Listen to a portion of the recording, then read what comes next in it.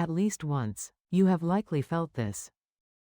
Sitting at the same table, sharing the same meal, and yet feeling something tighten inside you. Nothing has happened. No sharp words have been spoken. No visible tension fills the air. And still, your body reacts first. Your shoulders lift slightly. Your movements become careful. The way you hold your utensils changes without you noticing. The same place. The same food. The same moment. And yet, with some people, your breathing grows shallow. With others, it slowly deepens.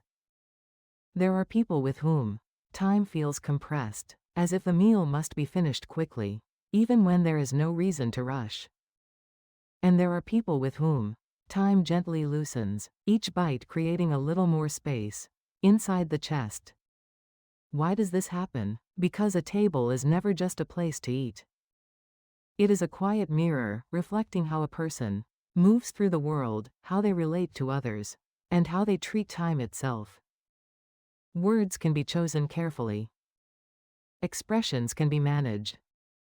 But habits, those live deeper than language. Some people show irritation when food arrives a little late. Not with shouting, but with a shift in tone. A glance at the clock, a subtle tightening of the face. Beneath that reaction rests an unspoken belief that the world should move at their pace. Some people, without thinking, pull shared dishes closer to themselves. They say nothing, yet their hands speak clearly. Even at a shared table, their attention remains fixed on their own plate. Others eat quickly, as if even rest must be accomplished efficiently. Their utensils never pause. Conversations pass beside them without fully landing. The urgency they have lived with for years still lives in their movements. But not everyone arrives at the table in this way. There are also people who soften the moment. Those who smile and say, "It's okay," when waiting a little longer. Those who do not experience waiting as loss or inconvenience, but simply as part of being together.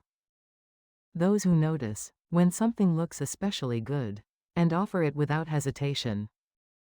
Those who listen until a story truly ends without preparing a response in advance. With such people, a meal nourishes more than the body.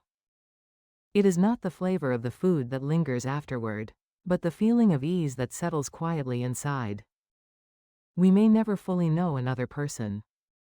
No conversation, no explanation, can reveal an entire life. But one thing remains true. If you share a meal, you begin to understand something. At the table, it is not only dishes that are placed between us. It is patience, attention, and the unspoken rhythm of the heart. The table reveals who waits, who notices, who shares space rather than claims it. And in that quiet unfolding, we often find ourselves asking a gentler question. What kind of presence am I bringing here?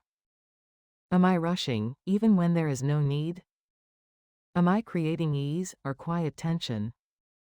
Am I allowing others to breathe more freely, simply by the way I sit, the way I listen, the way I wait?